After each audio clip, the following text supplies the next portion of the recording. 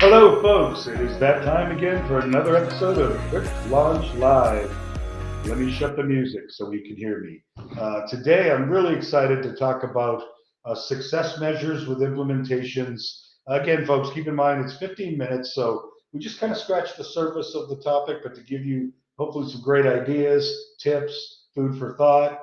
And as always, if you want to engage with us further, just reach out. And like I like to say at the beginning of these, please put questions in the comments. We'll try to address them all. If we can't address them during the session, we'll get back to you. Put a one in the chat so we know you're here, two in the chat if you watch later on demand. And if you're just so excited, you say, reach out to me as soon as you're done, Frank. Put a three in the chat. I'd be happy to do it. So, without further ado, it is my sincere pleasure to welcome back again to our Quick Launch Live, the one and only Miss Paula Frederickson. Paula, please take it. Hey, good morning, everybody. And thanks, Frank. And I feel like we're kind of like Kelly and Regis at this point. I feel like I should be your co-host from now on, and we could have some fun. That's great. Third Morning, time in a Michelle. row. I love it. Yeah, this is And we great. have Alan with us, and we have Adam, and we have Miss Jill with us as well. So, welcome everybody. Paula, let's jump in. All right, perfect. Well, as Frank said, we're going to talk about success measures today, and at a very high level, just to kind of get the idea of what those are and how you might want to use those with your company. And I'll give you some examples about how we use them here at Preferred Strategies. So, Frank, if you want to show my screen for me, that'd be terrific. So, yep, topic today is success measures. So, let's talk about success measures. Why do you need them? What are they? And how do I create success measures? And I know this is a buzzword and people, talk about success measures and maybe you've tried them and it wasn't successful or you just aren't really sure how to get started. So today, that's what we're going to go after. So the first thing is, why do you need success measures? Success measures are a great opportunity for you to provide direction to your team or to your organization, and to work and help maintain that alignment, not only within your team and maybe your executives, but also with any partner you might be working with on any kind of projects. They're going to help keep everybody focused on the right things. They're going to give you the opportunity to show progress. You're going to be able to see what's happening, how far are you, and that in the long run is going to help you prove value. So when you need to go Mhm. back and ask for more money or for more budget for maybe for training or something like that, you're going to have examples of what you've done, what you've accomplished, and how that's changed the business. It's going to help you maintain momentum. A lot of times you go through a project or you have an initiative and it kind of fizzles out. That happens to everybody.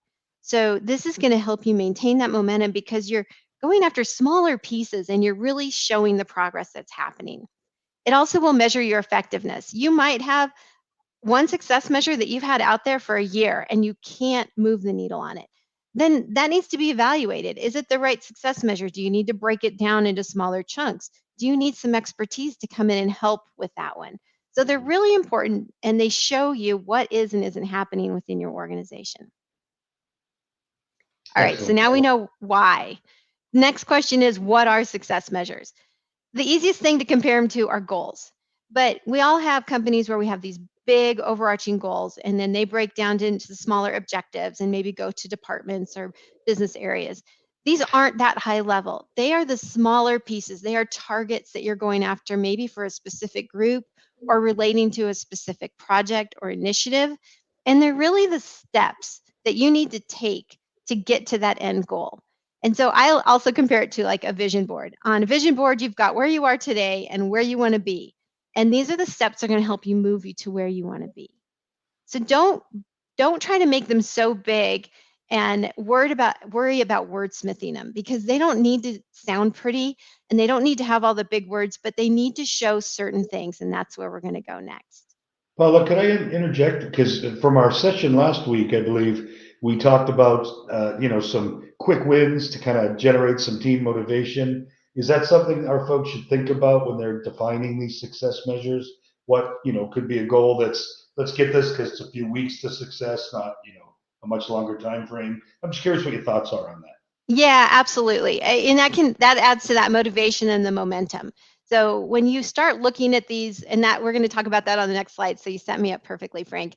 We're going to start putting some time frames around them. And not everything can be done in 2 weeks, and not everything's going to take a year. So you really need to think about where does this fit, and prioritize things so that it works within your system and you're making, you're achieving the things that you need to go after. So yes, I'm gonna jump right into that too. Thank you, Frank. That's perfect. We're in sync. So how do you yeah, how do you create success measures?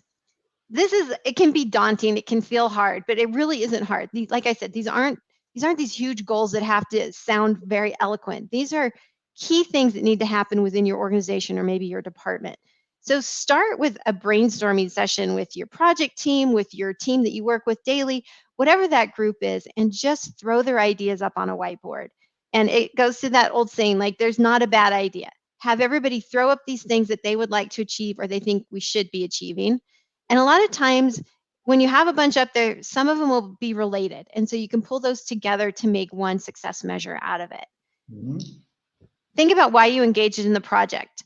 Start at a high level. What was the purpose of it? For instance, when with our customers, they're coming to us for a very specific reason. They need better data analytics. They need a tool that's going to give them, dashboards and reports that will change their business. So if you think about our example, breaking that down is all right, then they need some specific dashboards, maybe for executives. Maybe they need some specific reports for the sales team. Break it down so that you can start seeing those different areas and start making movement toward it. Make the list of all these things on the whiteboard and then prioritize it. And by prioritizing the list, that's also going to help you long term because you're going to know what you're working on now. Maybe we're going to just pick the top 5 of these and put those on our list, and we're going to work on those. And then we're going to bring in the next 5 as we have room on our list. And that's going to mean that if somebody comes to you and they say, we have to have this report, it has to happen, or in our situation, we need this dashboard, you're going to be able to look at your list of priorities and decide, does this fall in the top priority or does this go on the list? And it will really help you when you start getting more and more of these kind of requests coming in. You'll be able to put it on your list and know where it belongs. So that's another good idea about making a list. And then the last piece of writing a successful success measure is making it a SMART goal or SMART success measure. And this is an acronym that's been out there, and there are books and there are trainings out there about writing SMART goals. But remember to try to do your best to make them specific, measurable, achievable, relevant, and time box. And don't get hung up if the first set of success measures that you write out aren't all of those things. You'll get better at it as you practice. But what's important is to capture those success measures, because oftentimes as you start looking at them, you're able to make them more measurable and put a time frame around it. So for instance, I mentioned executive dashboards. You know that that's a priority. So you want to create 3 executive dashboards. So now you've identified 3 and you want to put a time frame around that. Maybe that has to be done within the first month, like you were saying, Frank, to give some momentum and show off, in our situation, this great tool that they have.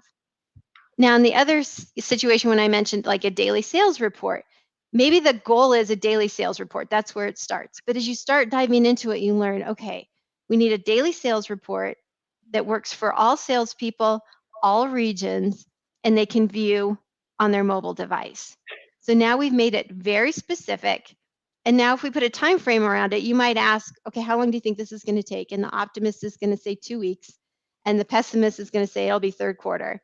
And neither of them are right. It'll be somewhere in the middle. So you want to be, thinking ahead about what kind of time frame makes sense on this, and then drive towards that time frame. But again, if you're unable to achieve it, you have to reevaluate. Do we need more expertise? Do we need more team members? What is going to help us move this needle? The other thing you can do is put a number around it. So in our situation, again, we work with customers who are replacing a different reporting product, and maybe they say we want to replace all of our old reports. Well, that's a pretty big thing, and it's hard to measure, and it'll be hard to show success. So instead of saying that, maybe it's we want to replace the top 5 financial reports. We've replaced 3, we've replaced 4, and show the progress that happens there. And by showing that progress, that's going to help you prove value to the company, prove value to your managers and executive team. And the next time you need money for either a project or for additional help, it's going to be a lot easier to go ask, because you'll have examples of all the great things you've done and the ways that your success measures have really, moved the needle and increased production in your team, for instance. All right. Paula, how those wins do generate more momentum and excitement for the next project, a bigger project, larger initiative, and it's fun to see that. Absolutely. So it leads to a question: what happens if you don't think about or have success measures in place? And have you had any examples or seen in any cases of that? I'm kind of curious. Yeah, with our customers, we try to build out success measures from the very beginning. And that's important to us because it does keep our teams aligned. And I know I've been in situations where the company hasn't, created any kind of success measures. And then, 6 months, 9 months down the road, they're kind of lost. They're just drifting at sea because they're working over here a little bit, and a little here, and a little here, but they haven't focused on anything specific to really move the needle and accomplish some of those things. So having success measures, and especially when you've got numbers associated with it and time associated with it, will keep everybody focused and keep things moving. I think we've all been in a situation where there's been a goal and it sits out there and it's never attained, and nobody's taken any of the steps to get there. And so this helps focus everybody and bring the attention to the right areas and start making that progress. Well, Paula, love your tips and tricks as always, thought provoking. And folks, we took Quick Launch live to you today from the road, so I'm tucked away in a little Starbucks trying to conduct this for us, and I think it's going pretty well, of course, thanks to Paula. But I will say, even though I'm on the road, I've got my data analytics wherever I go, thanks to the things Paula's talking about. So, Hey, and uh, Frank, I have one thing I wanted to add. This is a great book called Smart Goals. You can get it on Amazon, anywhere, and it's not just about goals for work. It's goals for life, and this stuff works on kids too. So just wanted to throw that out there. If you're looking for something for more information, there's a lot of things on LinkedIn and YouTube too. So there you go. Awesome, Paula. Thank you so much. Let me double check for any more questions. I see Ben joined us. Hello, Ben. Nothing else for now, Paula. We're right at 8:14. We kept it within 15 minutes. You are the definition of a rock star, and I thank you. Frank Di Lorenzo. I always point to the wrong spot. Preferred strategies. We are all about your data. Please reach out if you'd like to take this conversation further. I'm sure Paula would be happy to engage with you. Is that correct, Of Paula? course. That's Of course. of course. Yeah. All right. You have a great day, everybody out there, and thank you for watching. Take care. Bye.